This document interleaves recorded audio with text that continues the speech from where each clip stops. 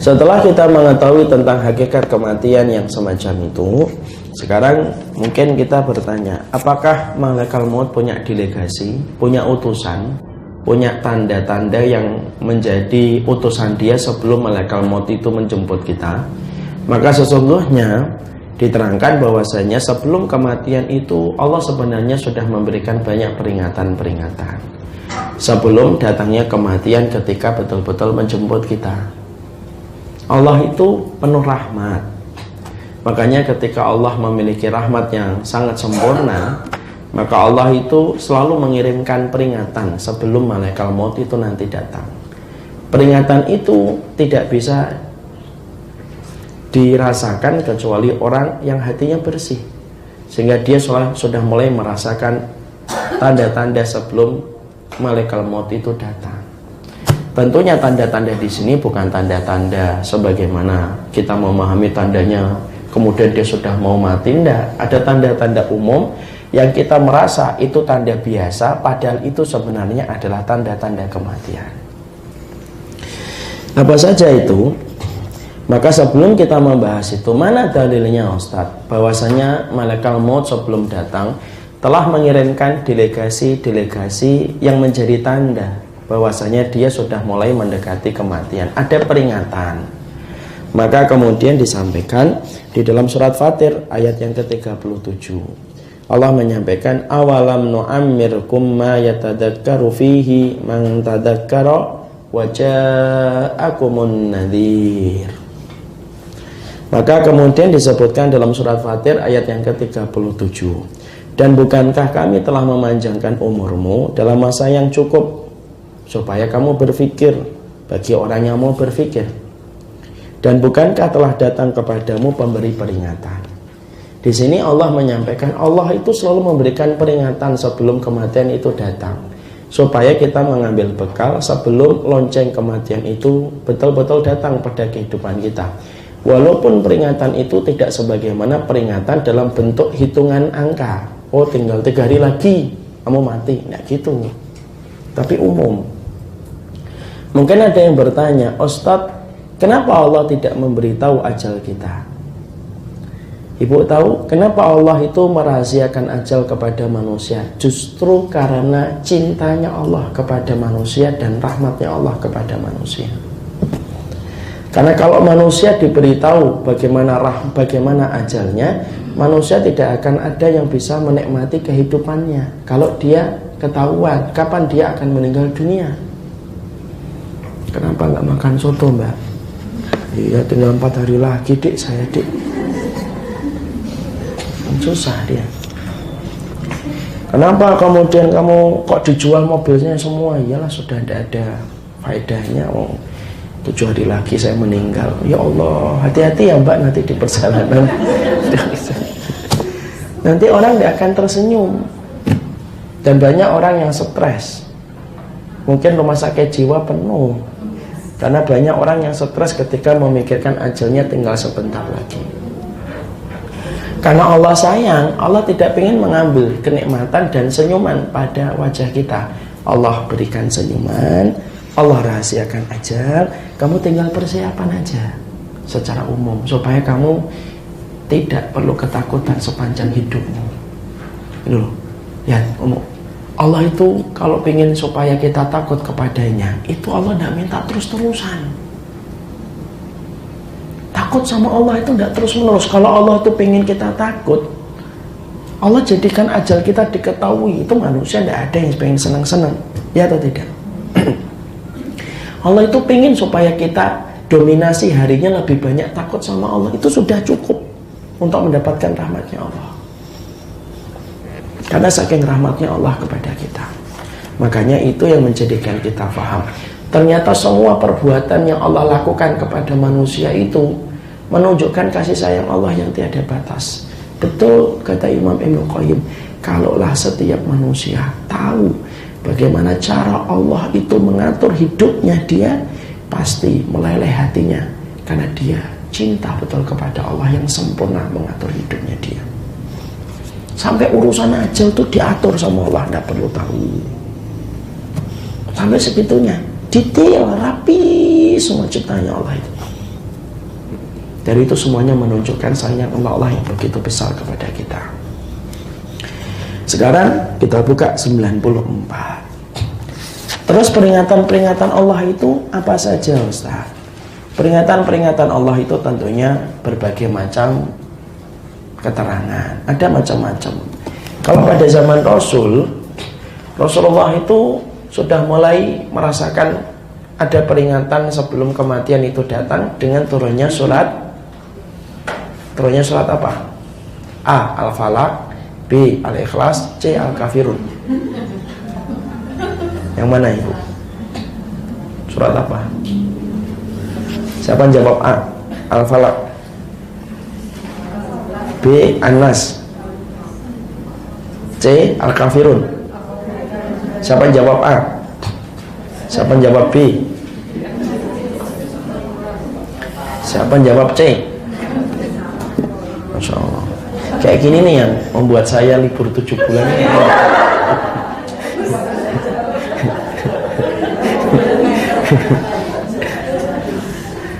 Surat apa Ibu yang membuat Rasulullah merasa dekat dengan kematian? A. Al-Falaq, An-Nas, atau Al-Kafirun? Yang jawab A angkat tangan. 1, 2. Yang jawab B? Yang jawab C? Insya Allah. Ya Allah, berilah saya kesabaran. Yang jawab A salah. Yang jawab B salah. Yang menjawab C salah. Jawabannya yang benar itu surat An-Nasr. Sudah kita bahas di tafsir surat An-Nasr. Oh iya. Loh kok bisa Ustaz surat An-Nasr itu menjadi tanda dekatnya Rasulullah dengan kematian? Ibu perhatikan ayat yang pertama. Apa ayat yang pertama surat An-Nasr? Idza jaa nasrullahi wal fath. Apa artinya? Apabila telah datang pertolongan Allah dan kemenangan. Kalau nabinya sudah dikasih kemenangan, dikasih pertolongan, setelah itu menang. Berarti tugas nabinya selesai atau belum selesai? Selesai. Kalau sudah selesai berarti kalau nabinya sudah selesai melaksanakan tugas dari Rabb-nya. Maaf. Kalau nabinya sudah selesai melaksanakan tugas dari Rabb-nya, maka nabinya ngapain? Balik kepada Allah atau tidak? Balik kepada Allah. Makanya ketika turun surat An-Nasr, perhatikan jawaban Nabi. Nu'iyat ilayya nafsi. Lonceng kematian telah diperdengarkan ke telingaku. Tapi Nabi tidak tahu kapan beliau akan meninggal dunia. Cuma Nabi sudah merasa. Jadi artinya bahwasanya ketika membahas tentang peringatan sebelum kematian, bukan berarti manusia itu tahu detailnya kapan meninggal. Tidak. Karena tidak ada yang tahu kapan detailnya akan meninggal dunia. Makanya saya masih ingatkan Ibu, dulu saya pernah ngomong, nggak ada manusia yang tahu kapan meninggal dunia, itu nggak ada. Makanya kalau orang masyarakat kita suka ngomong, oh kemarin dia itu pengen makan bebek, itu ternyata bebek yang terakhir kali dia minta, karena hari ini meninggal dunia. Ya Allah, nyesel, minta bebek yang terakhir nggak saya berikan, kayak gitu. Kasihan banget di kuburan. Emang di kuburan mikir bebek. Kan kadang-kadang gitu. Kalau saya meninggal nanti malam, maka tadi sore saya misalkan ngomong, wah kalau ada gorengan enak hujan-hujan, misal. Batuk itu contoh, saya lagi batuk, tidak gorengan. Yang rebusan-rebusan saya. Maka kemudian saya ngomong, wah kalau ada gorengan enak nih. Ternyata malam meninggal, jangan gak usah dikaitkan. Oh Ustadz itulah gorengan terakhir kali yang dia minta. Tidak usah gitu. Malu saya nanti balik sama Allah kalau ada jemaah saya gitu. Karena kemudian tidak ada yang tahu kapan orang meninggal dunia. Nah itu Ustadz ada katanya 40 hari sebelum orang itu meninggal dunia itu tidak ada Ibu. Kalau Ibu kemudian ngerasa 40 hari sebelum meninggal dunia, kira-kira Ibu bisa ketawa nggak sih? Nggak bisa ketawa.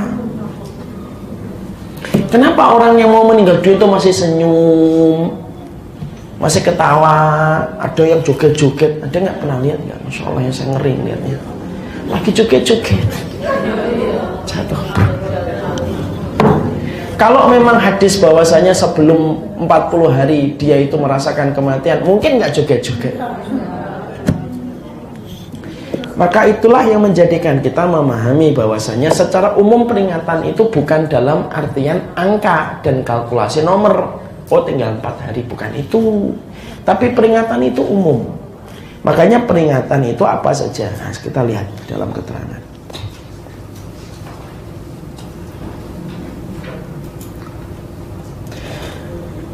A'darallahu ila mri'in akhara ajalahu hatta balaghahu sittina sanatan.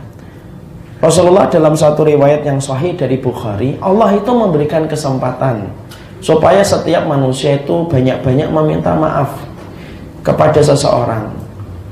Kepada seseorang yang dia tangguhkan ajalnya hingga mencapai umur 60. Artinya Allah itu, kata a'darallahu fi amri. Allah itu sangat memberikan kesempatan meminta maaf. Artinya memberi kesempatan meminta maaf seluas-luasnya kepada hambanya. Makanya ketika Allah itu memanjangkan umur kita, itu sebenarnya merupakan peringatan kematian. Kalau Allah sudah memberikan kepadamu umur, berarti kamu harus tahu tanda dipanjangkan umurmu itu berarti dekatnya peringatan untuk menuju kepada kematian. Makanya itu termasuk tanda. Jadi kalau kita hari ini antum berapa Ustaz? 39. Itu berarti sudah tanda. Kamu sudah dipanjangkan 39 loh. Berarti kalau kamu sudah dipanjangkan umurnya, berarti itu peringatan sebelum kematian. Kenapa? Karena nanti Allah akan berkata, bukankah aku sudah panjangkan umurmu ketika di dunia? Itu peringatan. Makanya kalau kita akhirnya mengkaitkan dengan ini, makanya sebenarnya ulang tahun itu sebenarnya tidak masuk akal gitu. Karena ulang tahun itu kalau kita pikir secara adat, secara syariat, dua-duanya mari kita merenung. Hatinya harus bersih ya. Jangan marah dulu. Kalau kita melihat ulang tahun itu secara akal, apa yang kita rayakan ketika Allah panjangkan umur itu, kita sebenarnya sedang mendekati kematian. Yang dirayakan apa? Kalau kita mengatakan merayakan kenikmatan, bukankah merayakan kenikmatan itu dengan ketaatan? Kalau kita merayakan lahirnya kita, bukankah lahirnya kita sampai umur kita sampai lahirnya kita sampai sekarang ketika memperingati berarti dekatnya kita dengan kematian? Secara akal tuh tidak masuk ibu. Dan itu yang akan menjadikan kita, kenapa ulang tahun itu merupakan kultur dari bangsa-bangsa kafir? Karena orang kafir itu pengen hidup 1000 tahun. Kalau mereka bisa minta 1000 tahun, mereka minta 1000 tahun. Makanya setiap ada momen kelahiran itu sebenarnya itu cita-cita mustahilnya mereka.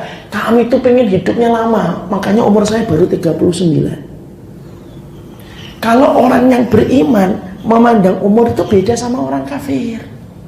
Orang beriman ketika melihat Ustaz umurnya berapa? 39. Berarti kalau umurmu 39, berarti Allah sudah ngasih kepada kamu peringatan. Allah panjangkan umurmu, berarti harus siap untuk meninggal dunia. Itu secara logika itu tidak masuk kalau ada orang memperingati ulang tahun. Belum lagi niup lilin dan lain sebagainya. Lilinnya disesuaikan dengan jumlah umurnya kita. Ya kalau cuma anak kita 17 tahun masih mendingan. Nah kalau Nabi Nuh merasakan ulang tahun 1650 lilin itu, setengah jam nggak habis-habis lilinnya. Makanya kalau kita mampu tinggalkan. Kalau saudara saya masih menjalankan itu pelan-pelan, diingatkan dengan cara yang baik, didoakan di tengah malam. Jangan semangatnya itu nyalahin tok. Semangatnya itu mencela malam, tapi tidak pernah membawa lentera. Kita tidak butuh orang yang mencela malam, mencela gelap tapi tidak membawa lentera. Kalau kamu pengen kayak dai itu dua, dia mencela kegelapan tapi dia membawa lilin untuk menerangi. Ya kita memang katakan maaf itu tidak ada. Terus gimana? Nah, kita sampaikan kegiatan yang lebih bermanfaat. Di situ kita paham. Karena apa? Umur itu bukan kaitannya dengan kegembiraan. Kalau kita menyebut umur, itu sebenarnya mengingat kematian. Makanya para ulama terdahulu Ibu, itu mereka itu makruh saling menanyakan umur. Makanya mereka tidak pernah nanyakan umur di antara mereka. Nabi aja tidak pernah nanya umur. Kam umroh, berapa umurmu? Tidak ada Rasulullah nanya-nanya gitu.